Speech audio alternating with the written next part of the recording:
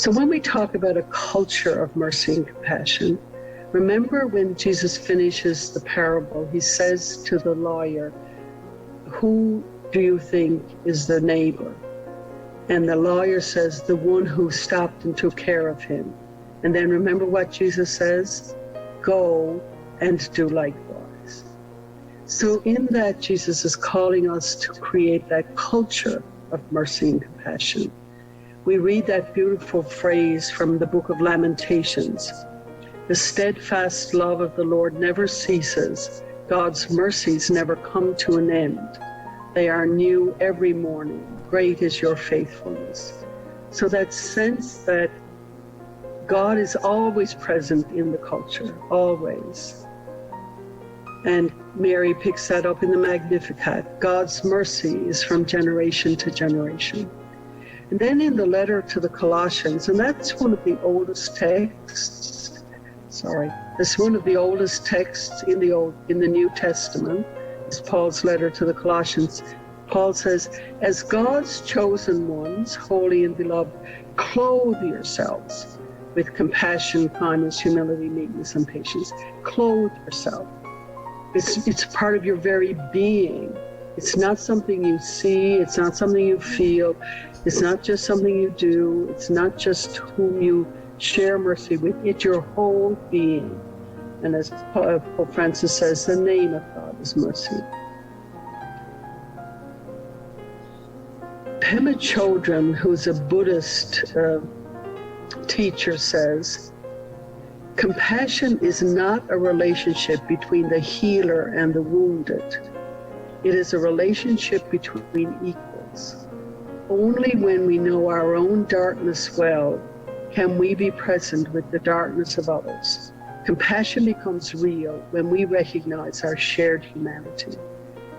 In other words, that sense that compassion is that which is shared with each other. It's not, I'm feeding the hungry. I am hungry and you give me food. Remember that.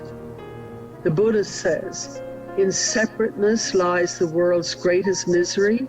In compassion lies the world's true strength.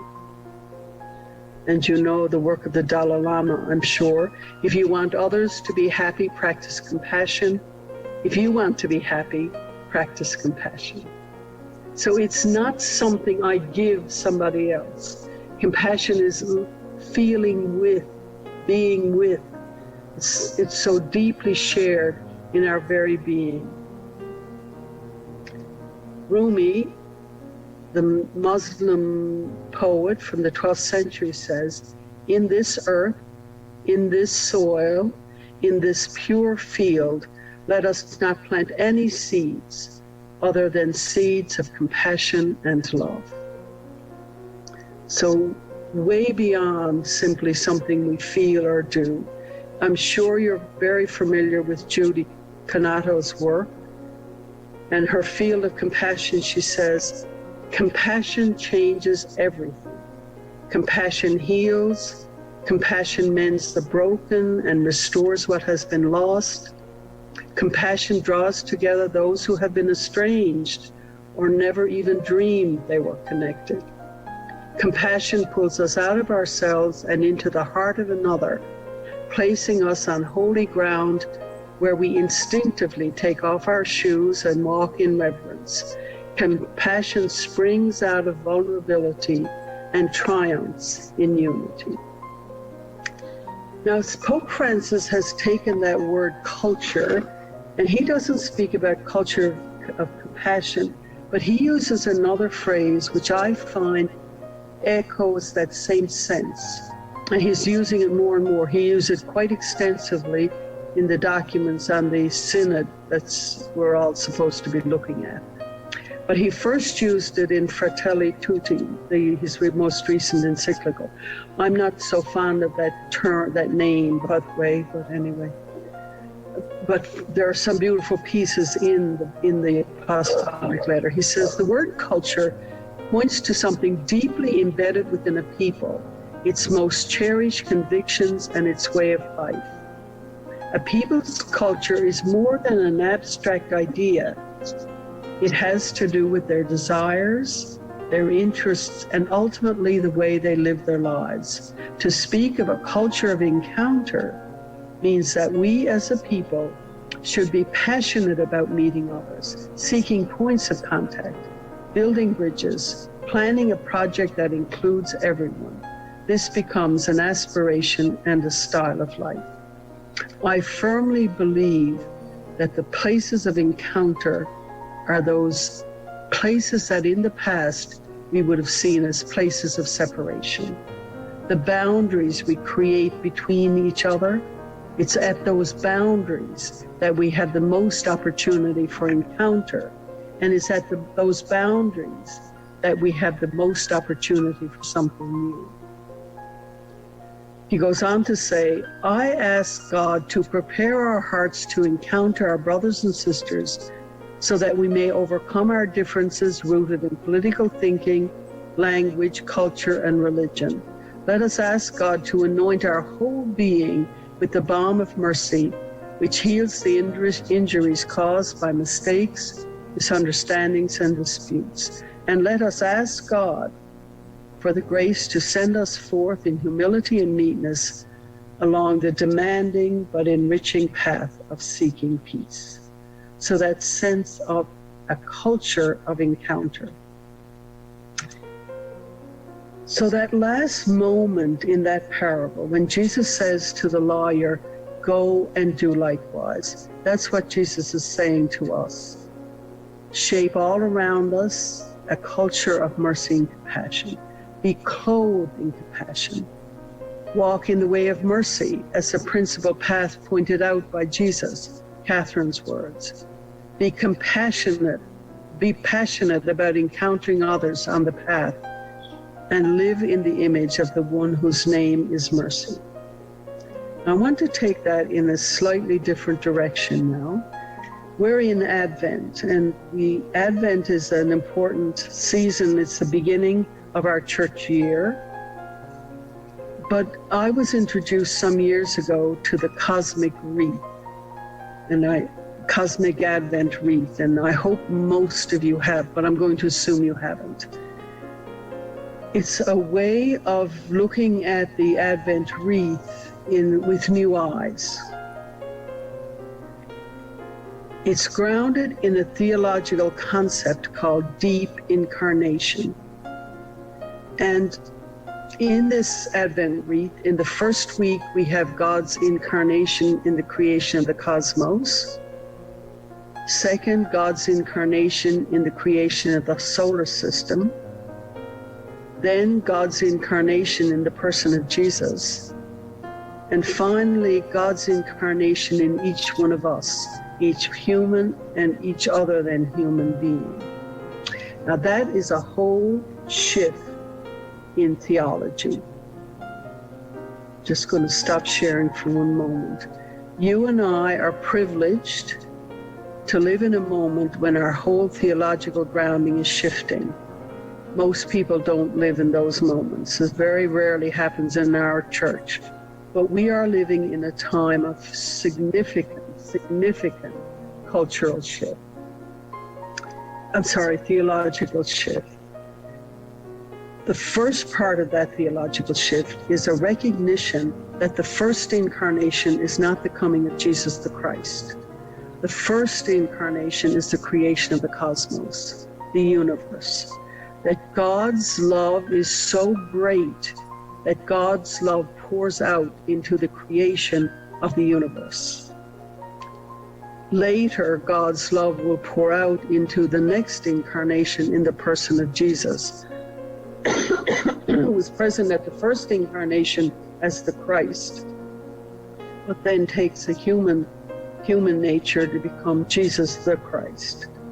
Now that is huge in shifting our thinking, because what that means is that every piece of creation, every drop of rain, every blade of grass, every stone, every person is part of that creation that's God's incarnation. The second part of that is what's called deep incarnation. And in that deep incarnation, Jesus the Christ continues to suffer with us.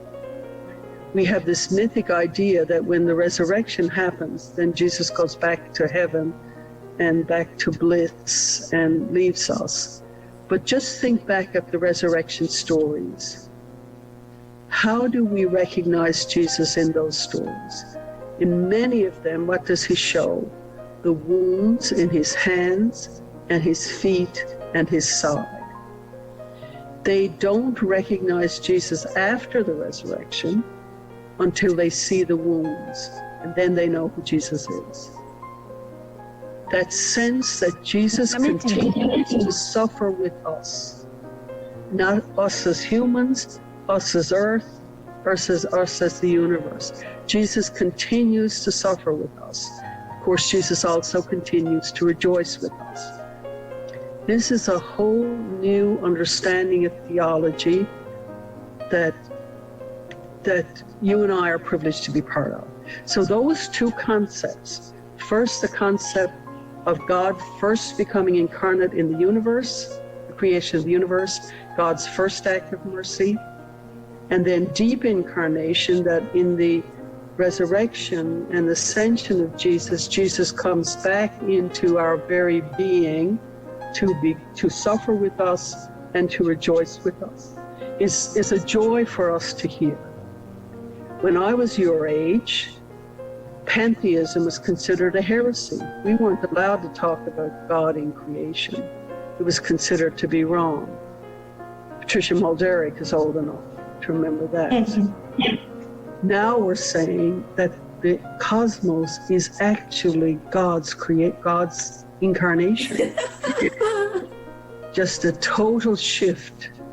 And to think that Jesus doesn't go off back to heaven in the resurrection, Jesus comes deeper down into earth, into our very being to suffer with us, is a great source it's a great source of joy, actually.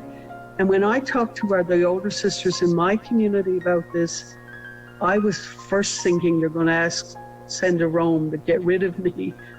Just the opposite. All of a sudden, their suffering and their pain makes sense to them. And it's a joy to know that Jesus is with them in the suffering, in the pain. That's how he is recognized. So the cosmic Advent wreath then is another way of creating the Advent wreath using that traditional way that we have done it, and now adding depth to it with this sense of the first week. The week we're in now is God's creation of the cosmos. Next week it will be God's creation of the solar system and Earth. The third week is God's creation in the person of Jesus. And then the fourth week, God's creation in each one of us, human and other than human. There's that beautiful poem by Lucinda Hynett. I'm sure you have heard this. Shh, can you hear it? An expectant silence, a hushed anticipation, as if the very galaxy is holding its breath. There are some truths even the stars know, like darkness, like loneliness, and how the night can be a living thing, and how once long ago the night waited in wonder along with the darkness and the loneliness for the sound of a baby's cry, for the miraculous to come down to the earth mundane.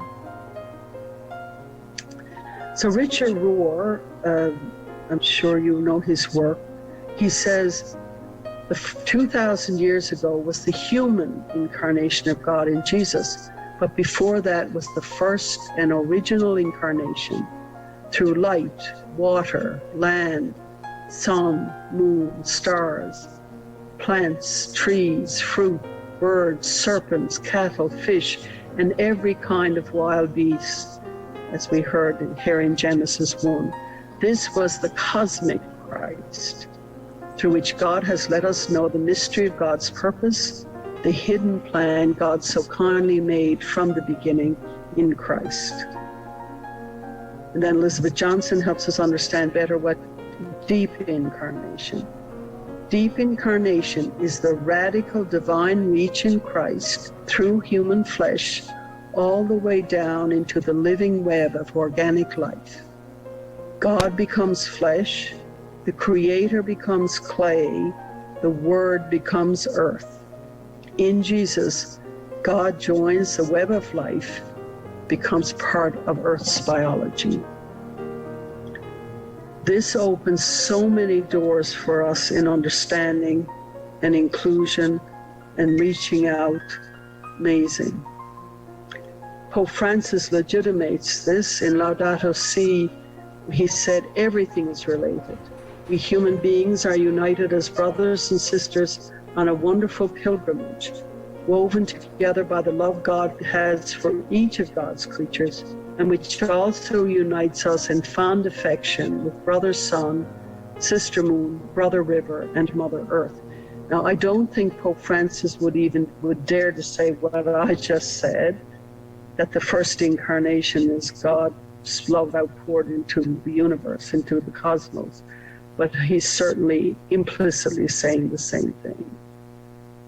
And then he takes it to the next piece, the pain and the suffering that God shares with us. These situations have caused Sister Earth, along with all the abandoned of our world, to cry out, pleading that we take another course. Never have we so hurt and mistreated our common home as we have in the last 200 years. Yet we are called to be instruments of God our Father so that our planet might be what God desired when God created it and correspond with God's plan for peace, beauty, and fullness. And the Spanish Peruvians who are on this call may recognize the imaging here. It comes to us from Reiki, from our sisters in Portuetan, and it's a small replica of a life-size piece. They sent me the small replica. Mercy, presence, living in the cosmos. And you can see the imagery there of that living Advent wreath. And I will tell you, Kathy, if anybody wants to learn more about that cosmic wreath, I can send you some materials. I'm just going to stop for a second. When we do the cosmic wreath, we do it, you have the candles, but they're not purple. As you can see, each one is a different color for the week. And then we add other bits and pieces. Like on my Advent wreath, I have a conch from Peru.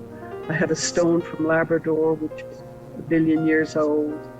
I have a little seedling from Newfoundland. So different things from nature that I put there. And we all do our own differently out by our doors. We have little shells to do them, but they're living examples of connecting right across Earth and the cosmos. So I can send some material to you, Kathy, about that if people want to see it. So we've all bought into that. I want to do one more piece with you, and this is an important piece, I believe, of mercy spirituality. Some of you will recognize what you're looking at here, and some won't. This comes from the north of Canada. It could be Alaska. This one happens to be from the north of Canada. You can see the northern lights there. But you can also see these piled up rocks. The people of northern Canada and Alaska are called Inuit.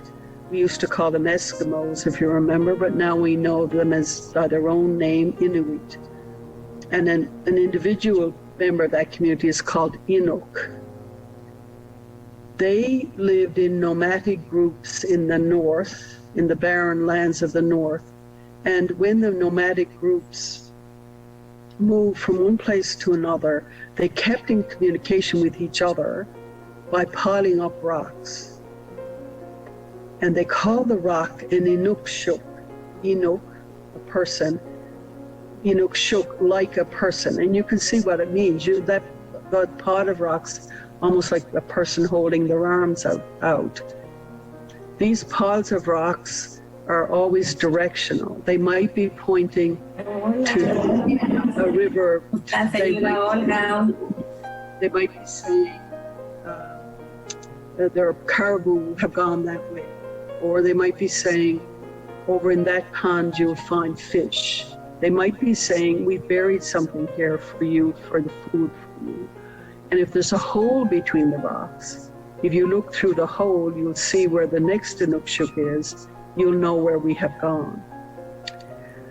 When I saw the Inukshuk and began to realize that what it was, I thought this is a wonderful metaphor for being a minister in mercy, a leader in mercy. That if you're a leader, you have to understand what the main message is that people want to get across, that you have to be able to express that message very simply so people understand it. You have to be able to understand, you have to be able, with that message, to get to the point quickly. If you're piling rocks to send it, you can't pile rocks by yourself either, that you need help to do that. So you always must be part of a team, what we'd say is a circle of mercy. So I thought, what a wonderful way to describe us in our mercy ministry.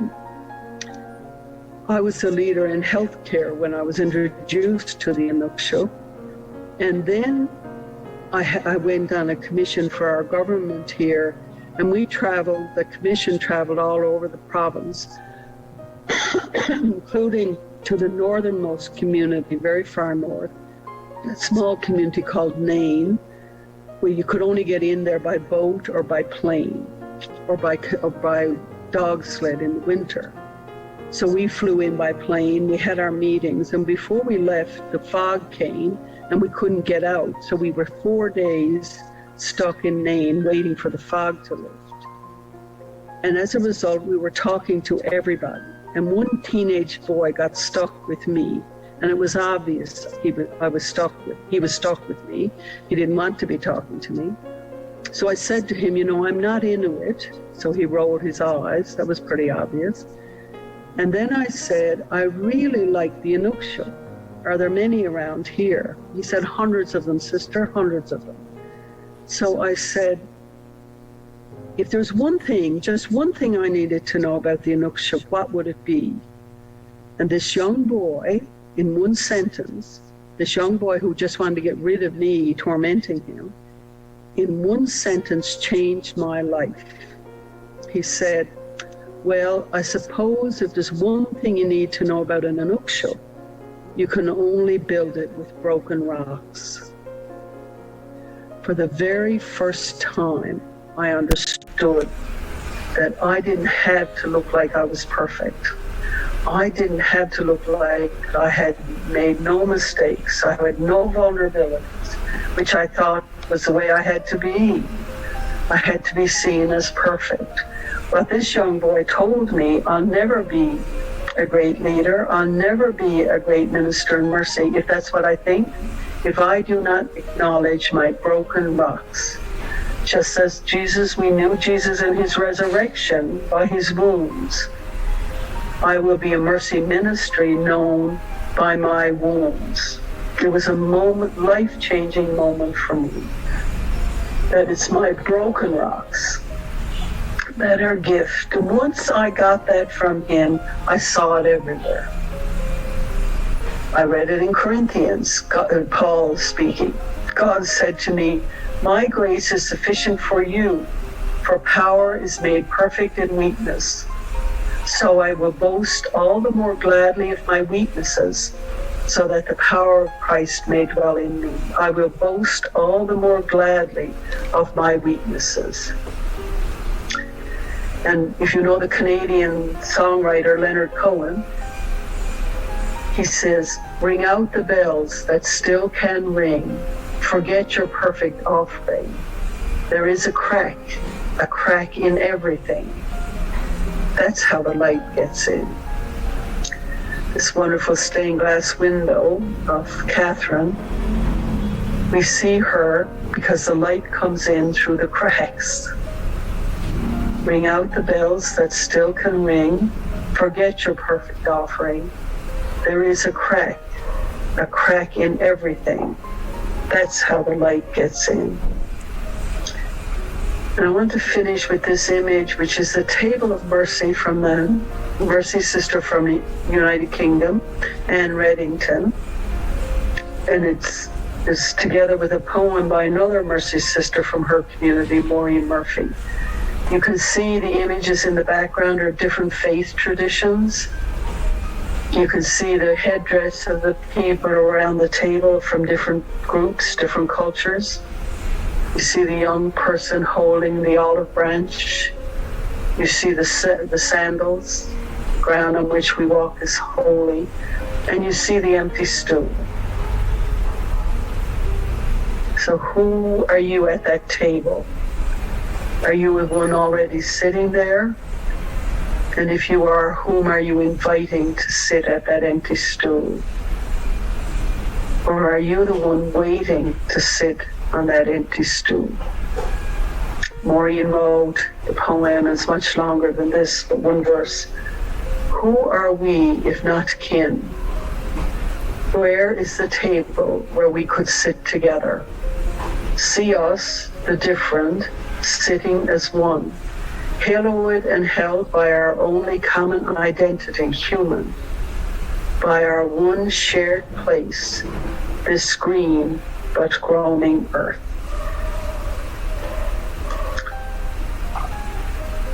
So that is creating a culture of mercy and compassion.